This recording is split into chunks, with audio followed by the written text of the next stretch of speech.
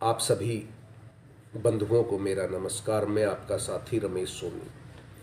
साथियों, कल 10 जनवरी है और 10 जनवरी मेरे लिए, मेरे परिवार के लिए और सवर्णकार चेतना परिवार के लिए 10 जनवरी का दिन एक काला दिन होता है। एक ऐसा दिन होता है जिस दिन को याद कर करके मैं आज भी रोता हूं।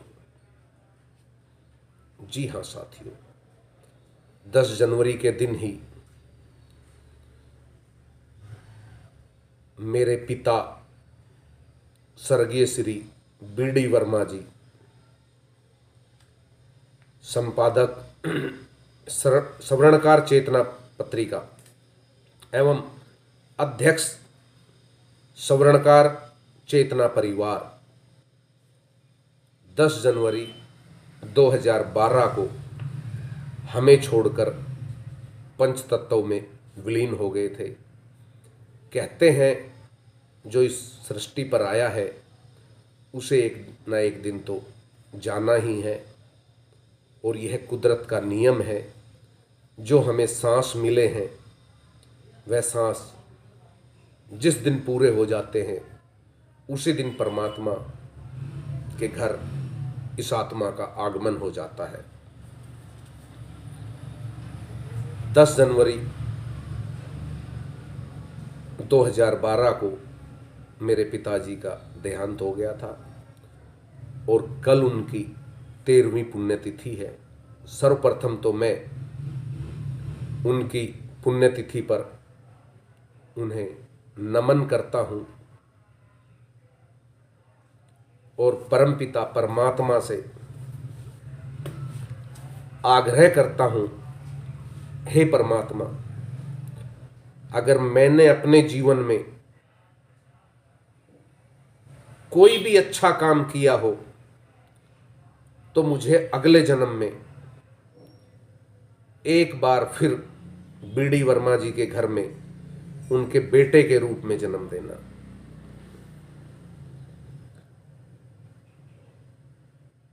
साथियों, बी.डी. वर्मा जी एक बड़े साधारण से परिवार से थे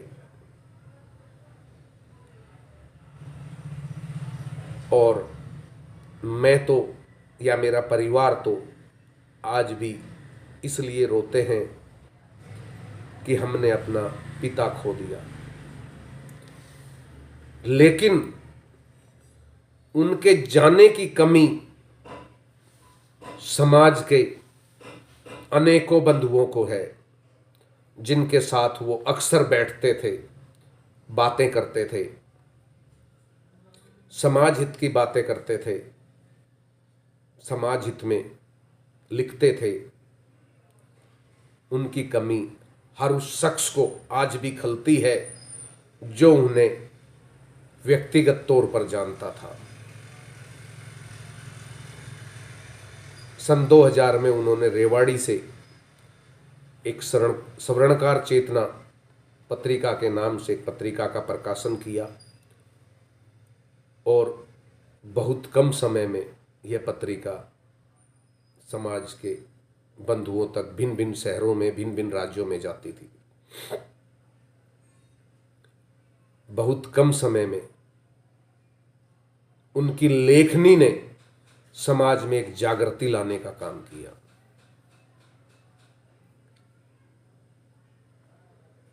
साथियों, मेरा सौभाग्य है कि मैं उनके घर में जन्मा, उनके पुत्र के रूप में जन्मा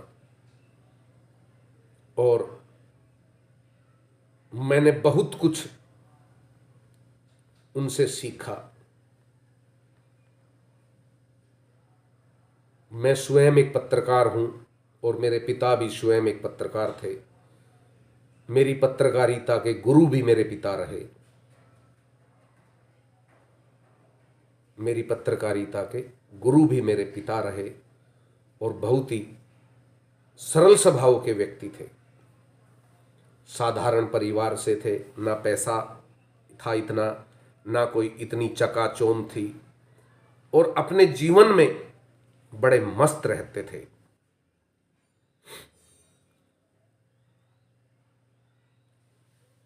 उनके विषय में जब उनके पुराने साथियों से चर्चा होती है तो वे साथी आज भी बताते हैं कि जब बीडी वर्मा जी आते थे तो स्कूटर पर आते थे और उनके स्कूटर पर एक लंच बॉक्स आगे टका होता था।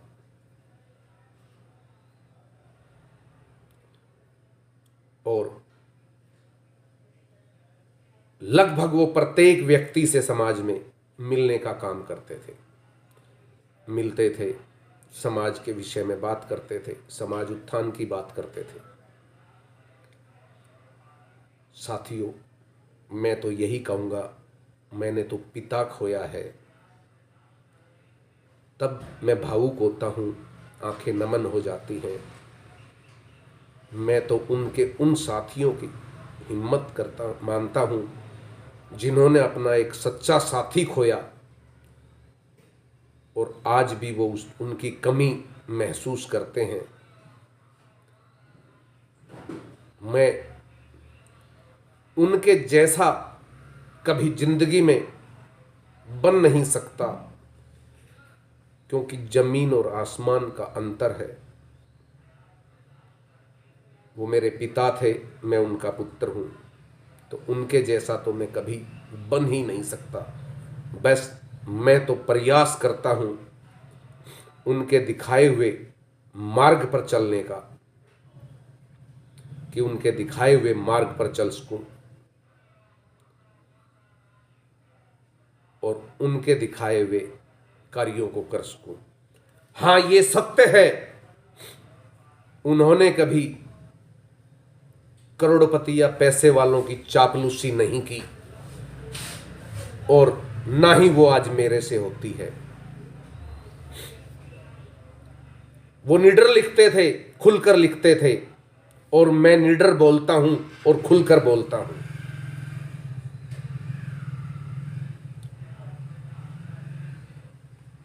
मैं तो भगवान से दुआ करता हूं, हे परमपिता परमात्मा, वो जहां भी हो,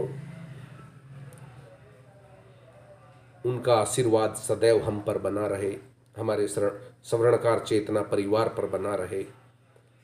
और मेरा प्रयास है, मैं सदैव उनके दिखाए मार्ग पर चलता रहूं, और मेरे से कहीं कोई त्रुटि हो जाए उनके दिखाए मार्ग पर चलते हुए, तो उसके लिए मैं उनसे और उनके सभी साथियों से भी क्षमा चाहता हूं, क्योंकि मैं भी इंसान ही हूं और गलती तो मुझसे भी हो सकती है। वर्ष 2000 में स्वर्णकार चेतना पत्रिका की शुरुआत की और वहीं से शुरुआत हुई स्वर्णकार चेतना परिवार की।